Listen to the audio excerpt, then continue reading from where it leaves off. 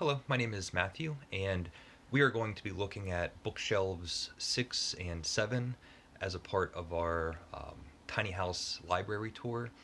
Each one of these shelves only has about half of as many books they can hold because I have some other personal effects. And this bookshelf tour and all of my other bookshelf tours, if you see anything that you would like or would be interested in, I'll leave my email and you can contact me. We can come up with a fair price, and you will also be helping me on my plans to visit Spain so I can see a beautiful young lady that I care very much about. And we'll just begin. I'll show you what's on the bookshelf that is not a book. And this is the remains. This is the remains of my old dear cat. His name was Sippl, and I loved him very much. And he was just my very good friend. And he has a place in my tiny house, and he has a place in my heart. On to the books. This is the major works of Alexander Pope, and this was a really disappointing eBay purchase. I found this on eBay cheap, didn't cost anything, and it was a student's copy, and so it's completely full of underlines and notes and distractions. So even though I would love to have a complete works of Alexander Pope, this is just unreadable. I don't need this book, and I wouldn't give it to anybody either. 40 Stories by Anton Chekhov, one of the many great Russian writers. And this is just a collection of his short stories. Some are extremely short, some are a little bit longer, and all of them are just masterful. I have several different editions and copies and collections of various short stories by Anton Chekhov. Just love him. A very well loved and well read copy of Waiting for Godot by Samuel Beckett, a tragic comedy in 2 acts. I absolutely love Samuel Beckett. He's probably my favorite modern modernist writer. If So much of Samuel Beckett's the ability to enjoy Samuel Beckett probably hinges on whether or not you get his sense of humor. So this is either an extremely funny play or extremely tedious. An Italian writer, Tallo Calvino, and this is Invisible Cities. It's a strange, experimental, beautiful little, I guess you would call it a novel. And it's the Marco Polo telling, who is it now? I forget. Yeah, Kublai Khan. Marco Polo telling Kublai Khan about his travels, and so it has these little, very short chapters, these set pieces, just describing a whole world and lands and cultures and everything. It's a slim thing, very readable, very fun. The Beautiful and the Damned by F. Scott Fitzgerald. It's a beautiful edition. I enjoy F. Scott Fitzgerald. The novels that I've read, they are much darker and more sinister as a reading experience than I think Fitzgerald has this reputation of like glitz and glamour, and that can be in his novels, but This is just a downward spiral. It's Anthony and Gloria's tumultuous and tragic relationship in life. On to, I think this is going to be shelf 7 right here. And next to my books is my old friend Sippl. I'll show you. Look how beautiful he is. He was a good boy. Um, Sort of a Roman historical epic poem by Lucian or Lucan. I'm not sure how to pronounce that. And it's called Civil War. I believe this was unfinished. I know it was unfinished for me. I did not finish reading it. Um, and it just, I would have to put in a lot more work to be able to just sit down and enjoy it. It's not like it was bad or anything, but didn't grab me the way some other epic poems have. The Confessions of Saint Augustine, Oxford World's classic, and it's these confessions and meditations and thoughts by. Let me see if it says. I don't want to just make up. um, well, by Saint Augustine, who was a very. This is an engaging, really engaging, energetic little book. I thought before I started reading it, I thought it was going to be tedious and boring, and it was just incredible. I would read this. I could read this many more times, and it's the kind of book that every time you'll get more out of it. It's a religious text. Ivanhoe by Sir Walter Scott. So another Walter Scott novel. Great, great cover. And this is, in some ways, this reminds me of the kind of book that Don Quixote might have been reading before he went mad. And it's great. It's exciting and adventurous, and there's romance and courting and battles and just a whole fascinating world. It's this imaginative historical novel. I really like Sir Walter Scott. Very strange. Okay, I can't pronounce this.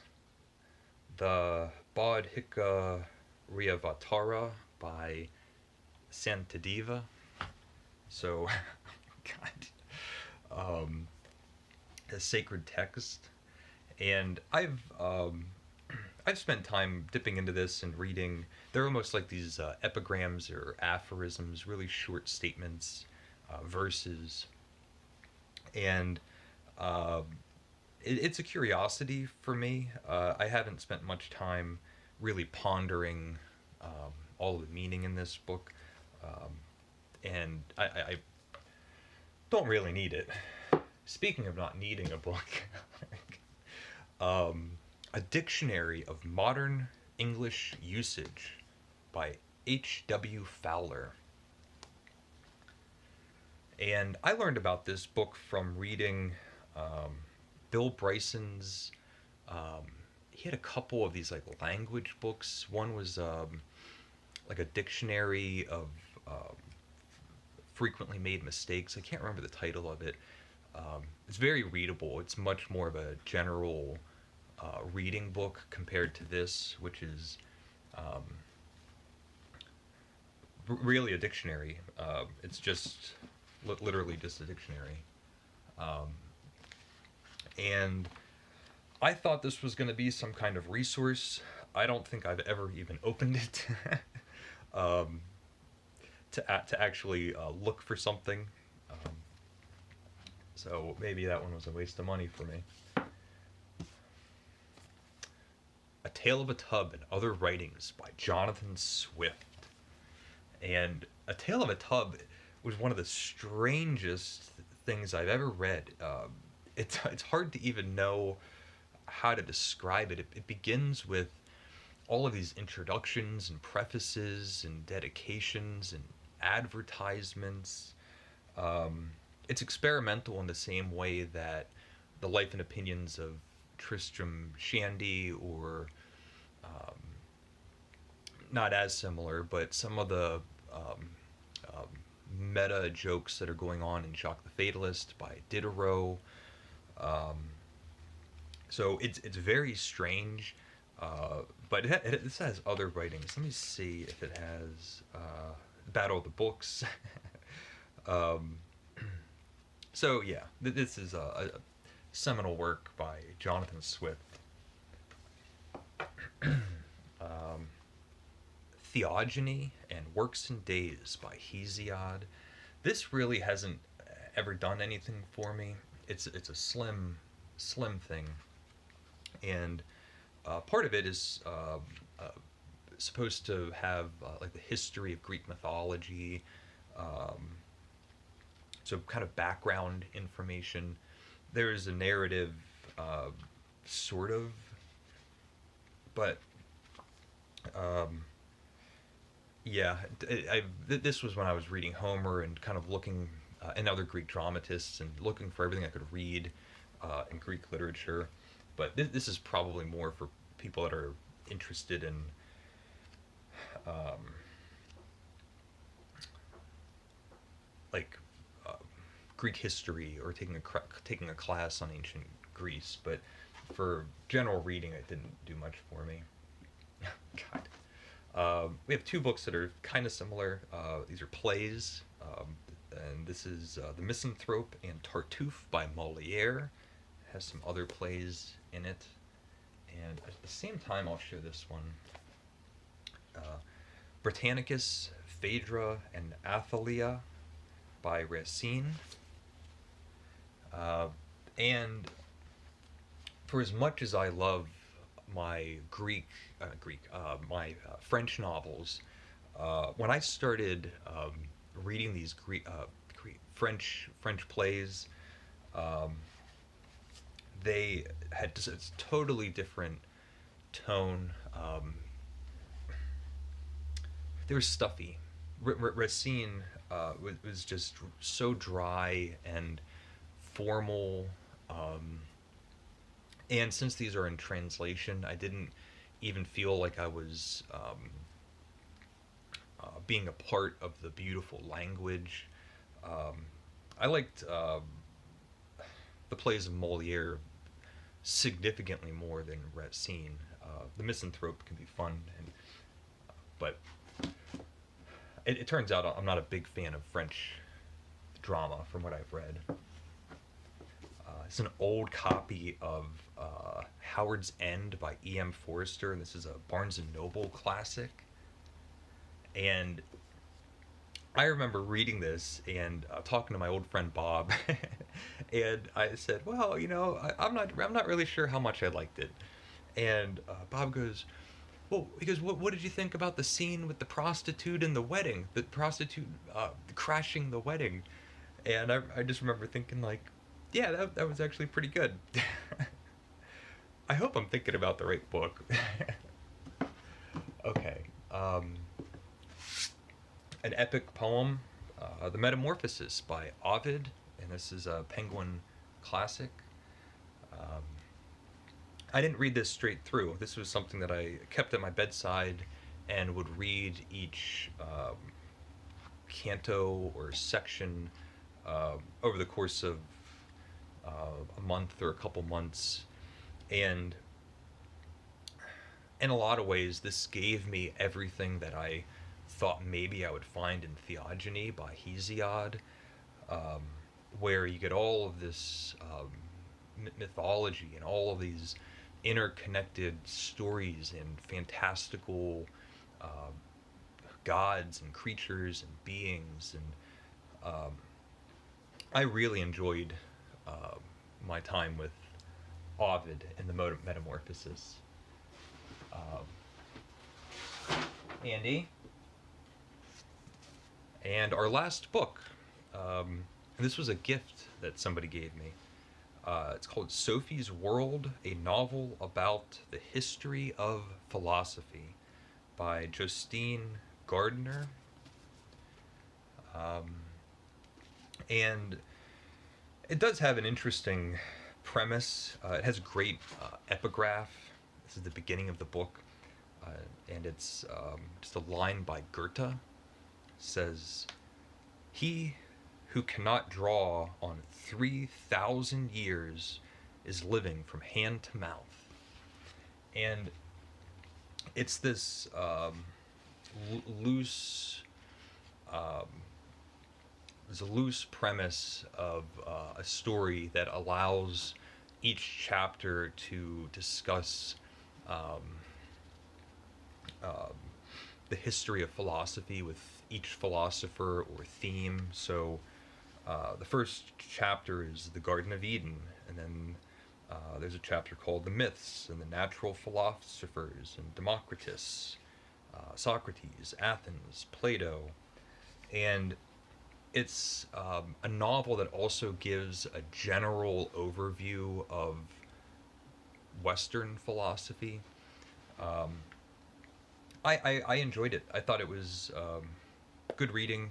Nothing offensive. I didn't feel like I was being talked down to, and probably not a bad place to start if someone's interested in getting a general idea of um,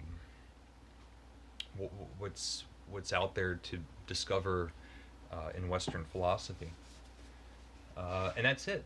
Those are all the books on shelves. I think I said 6 and 7. I'll have to double check. Again, if any of these interest you, just let me know. You can email me. We'll work something out. I'm trying to get myself to Spain, and you can help out if you want. And let me know what you think. Do you have any thoughts on the books that I talked about, or any thoughts on my opinions on these books, anything like that? Leave a comment if you would like, and thank you for watching, and take care. Bye.